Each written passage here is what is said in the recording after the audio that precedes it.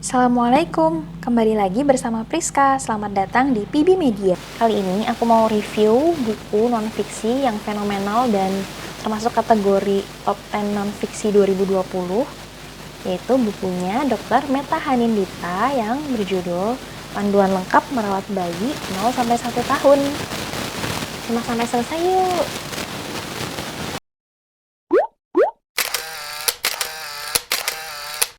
Nah, kenapa sih aku rekomen banget buku ini? Karena sebenarnya ya beliau itu udah banyak banget membagikan ilmunya di Instagramnya dan di berbagai media internal maupun nasional. Tapi menurut aku, kalau misalnya kita tuh cuma lihat di media-media gitu kan hanya sekilas-kilas ya. Jadi kayak kurang dapet gitu loh feel-nya dan kurang lengkap gitu. Nah, ketika dalam bentuk buku yang udah melalui revisi, penyuntingan, dan sebagainya, insya Allah itu bisa lebih lengkap dan sangat membantu. Ini daftar isinya ya, menurut aku tuh bener-bener lengkap banget. Apa yang kita butuhkan gitu, itu bisa kita lihat di sini terkait perawatan bayi baru lahir 0-1 tahun.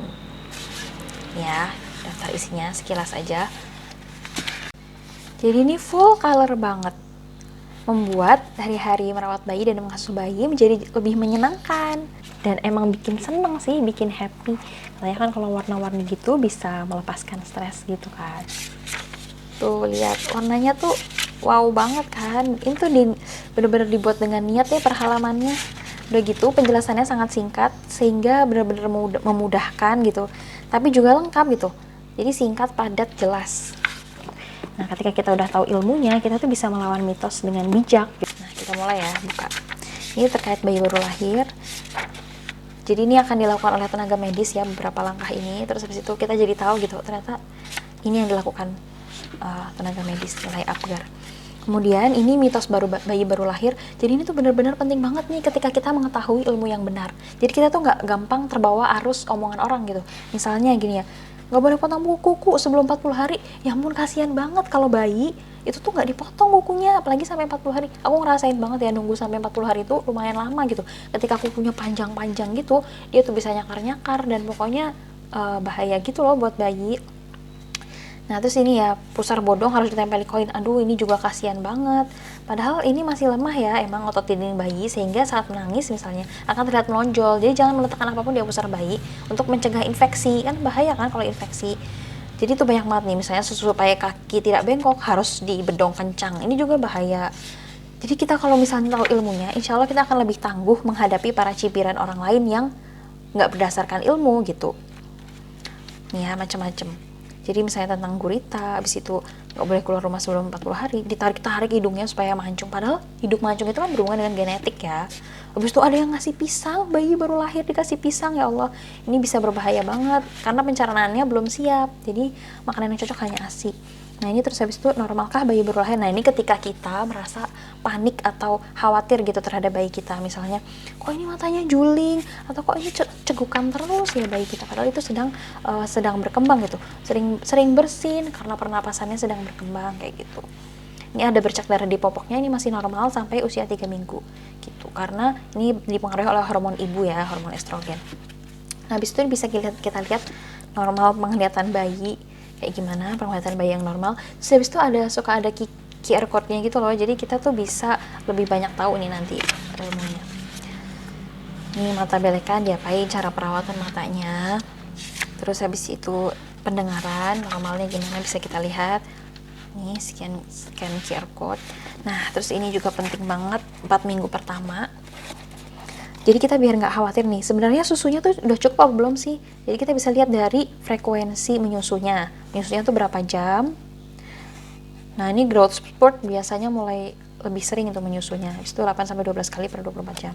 Kenaikan berat badan bayinya juga bisa kita lihat karena ini ngaruh gitu ya. Kalau misalnya berat bayinya kurang berarti susunya kurang gitu. Tapi jangan khawatir, ternyata di hari pertama itu badan bayi tuh menyusut dulu sampai 8%. Jadi aku agak shock juga sih sebenarnya. Waktu itu kan lahirnya berat rendah gitu kan, tiba-tiba badannya menyusut lagi gitu, jadi tambah kurus banget. Tapi emang begitu sistemnya, jadi gak usah khawatir gitu dan gak usah terlalu peduli omongan orang. Nah habis itu berat badan stop menyusut dan mulai naik lagi, akhirnya kembali berat badan normal pada minggu kedua.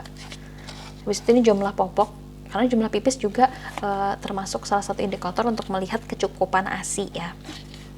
Ini warna kotoran. Yang pertama-tama itu emang hijau gelap kehitaman, habis itu lama-lama jadi kuning. Nah, ini tentang menangis. Menangis itu satu-satunya komunikasi bayi, jadi jangan langsung khawatir gitu. Bisa juga jadi dikasih tahu di sini alasan bayi menangis itu karena apa aja, yang harus dilakukan apa.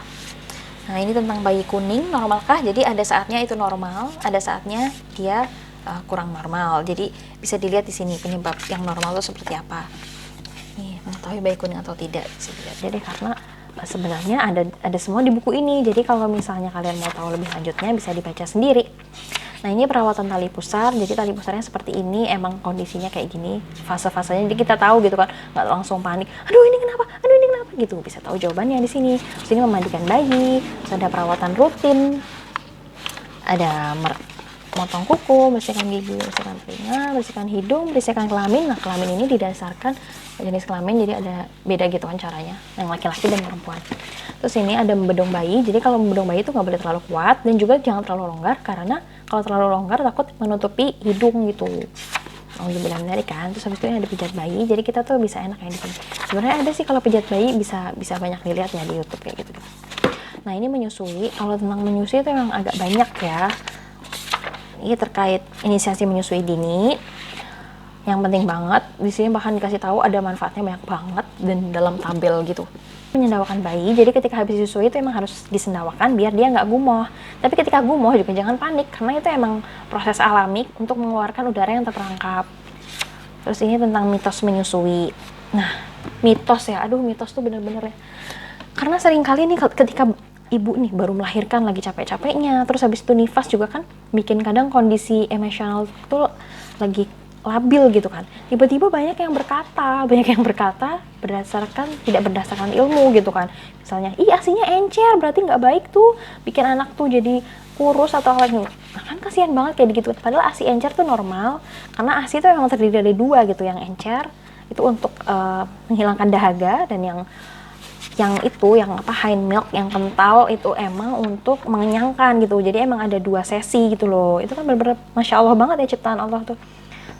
Terus macam-macam dah, segala macam mitos nih bisa dijawab dengan ilmu.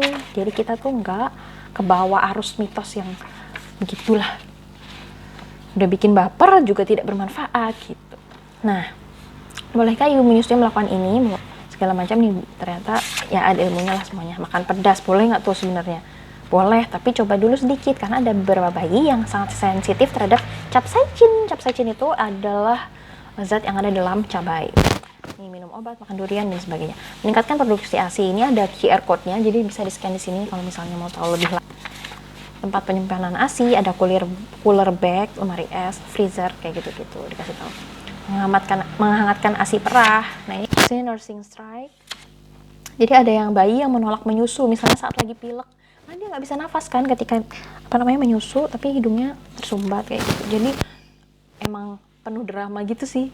Jadi itu emang akan berlalu, jadi tenang saja dengan baik. Habis itu ini MPASI. Nah, MPASI juga kadang bikin bingung karena misalnya tanda siap makan tuh apa, terus bener-bener harus berapa bulan gitu kan. Terus kalau misalnya kelewatan waktu apa, kalau misalnya kekurangan juga apa gitu kan. Jadi kita bisa tahu ilmunya. Terus syarat MPASI yang baik seperti apa. Terus ini pemberian MPASI. Jadi teksturnya tuh bertahap gitu ya. Misalnya ini 6-8 bulan, teksturnya itu pertama dimulai dari yang lebih lembut, kemudian disaring, habis itu lama-lama dia akan menjadi kasar, dan 12 bulan ke atas sudah bisa makanan keluarga. Terus ini frekuensinya 2-3 kali per hari, terus ini 3-4 kali per hari, ya nggak terlalu kenyang gitu. Tapi di sini juga ada ilmunya, seperti apa. Contoh jadwal pemberian MPASI. Jadi kadang pertama kali MPASI tuh bingung gitu loh, dikasih MPASI-nya kapan? Karena selama ini, maksudnya sebelum 6 bulan tuh kan mikirnya ASI lagi gitu kan. Tapi ketika udah ada MPASI akan berubah nih jadwalnya kayak gitu. Selang-selingnya gimana? Terus habis itu perbedaan oromotor bayi. Jadi oromotor adalah keterampilan yang meliputi otot-otot pada wajah, rahang, langit-langit, kerongkongan, dan tenggorokan. Jadi kasih tahu kan 0-4 bulan makanan yang cocok hanya ASI, habis itu ini hanya ASI, MPASI cincang halus gitu. Fakta tentang MPASI. Terus habis itu contoh resep. Contoh resep juga membantu ya. Nah, tapi untuk buku resep MPASI dari Dr. Meta Hanindita itu ada sendiri. Bisa dilihat di pojok kanan atas. Ini responsive feeding, perilaku pemberian makan dengan menerapkan WHO ya, di rekomendasinya. Ini tanda lapar, tanda kenyang. Jadi kita nanti tahu nih bahasa bayi. Nah, ini tentang tumbuh kembang bayi. Nah, ini penting banget sebenarnya. Terus habis itu kita tuh bisa tahu kan di sini 1 sampai 12 bulan harusnya udah bisa apa aja, dan stimulasi yang dilakukan tuh apa gitu.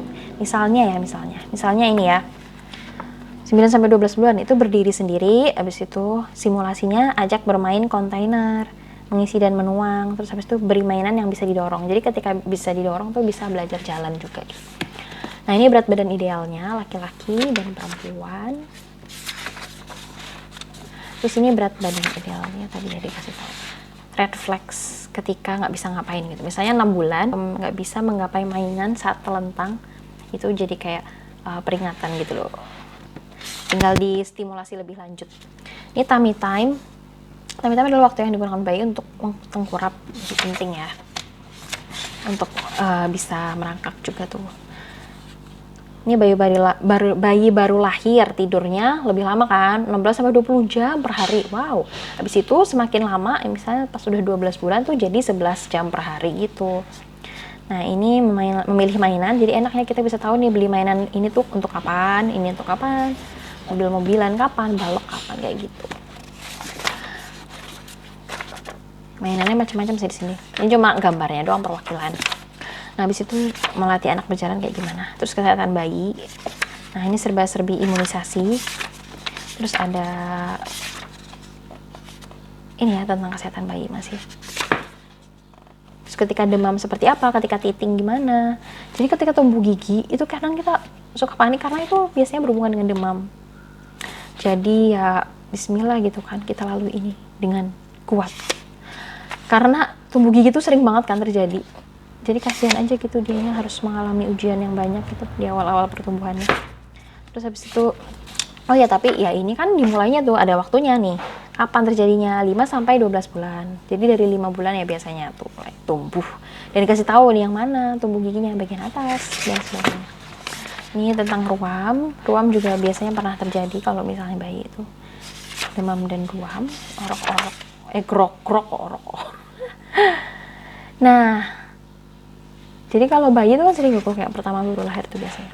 Ini batuk pilek, aduh kasihan banget ya kalau bayi itu batuk pilek. Kalau kita kan bisa ngingus gitu kan, kalau bayi ternyata nggak bisa, jadi kayak harus melakukan sesuatu gitu loh. Nah, ini diare, kasih tahu kan bagaimana penanganannya. Karena biasanya, ini tuh penting banget ya kalau misalnya aku punya bukunya, tuh kayak enak gitu kan, tinggal balik-balik dan tinggal nyari apa yang dibutuhkan gitu. Alergi makanan, anemia, defisiensi bersih. Nah, ini zat besi apa saja sebenarnya yang dibutuhkan. Terus menemukan obat tuh kayak gimana. Terus ini pertolongan pertama. Jadi kita tetap harus belajar kegawat daruratan. Walaupun kita sangat tidak berharap kan terjadi sesuatu, tapi kita harus tahu ilmunya dulu biar ketika terjadi itu kita bisa langsung auto gitu loh, auto menolong. Karena aku pernah ya kayak misalnya yang keselak gede banget gitu loh. Keselak makanan yang sangat besar dan dia tuh sampai kesulitan nafas. Nah, ketika aku udah pernah belajar kegawat darurat enggak. Jadinya ternyata dibalik gini si bayinya. Aku balik terus langsung keluar gitu makanannya. Coba kalau misalnya kita nggak belajar terus dipukul-pukul, nah untuk bilang balik itu bakal ya Allah kasihan banget. Dipukul-pukul dadanya terlalu keras. Nah, ada kasus kayak gitu, habis itu bayinya tuh sampai biru kayak gitu loh, dipukulin kayak gitu ya Allah. Padahal tuh tambah nggak bisa nafas kan. Jadi ternyata caranya dibalik kayak gini gitu. Tapi semoga baik-baik saja ya yang terjadi dengan bayi kita. Tapi kita tetap harus belajar kegawat daruratan. Luka bakar gimana ketika ada kejang seperti apa. Terus habis itu tenggelam kayak gimana. Nih, jadi kayak posisi-posisi bayi yang harus ditolong tuh kayak gimana gitu. Kasih tahu. Yang nafas buatan lah, habis itu luka berdarah kayak gimana solusinya. Nah, ini emergency bag-nya kayak gimana isinya. Terus menghindari kecelakaan di rumah kayak gimana. Misalnya jangan naruh gunting di lantai gitu misalnya. Nah, ini daftar pustakanya. Jadi Sangat seru sekali perjalanan review panduan lengkap merawat bayi 0-1 tahun. Nah, Dokter Meta Hanindita ini benar-benar aktif juga di sosial media. Kalian bisa ikutin di Meta Hanindita dan ada websitenya juga. Jadi beliau ini sangat aktif berbagi. Terus, tapi kalau aku lebih suka yang bisa dipegang, bisa ditandain, dilipet-lipet. Jadi, dan lebih lengkap lagi juga kan informasi berupa buku. Dia sudah mengalami penyuntingan, perjuangan yang panjang gitu kan. Daripada yang di media sosial, seperti itu. Sekian, assalamualaikum warahmatullahi wabarakatuh, semoga bermanfaat. Oh ya, jangan lupa kalau suka like, terus habis itu kalau misalnya mau review buku lainnya bisa di komen, dan kalau yang belum subscribe. Bye.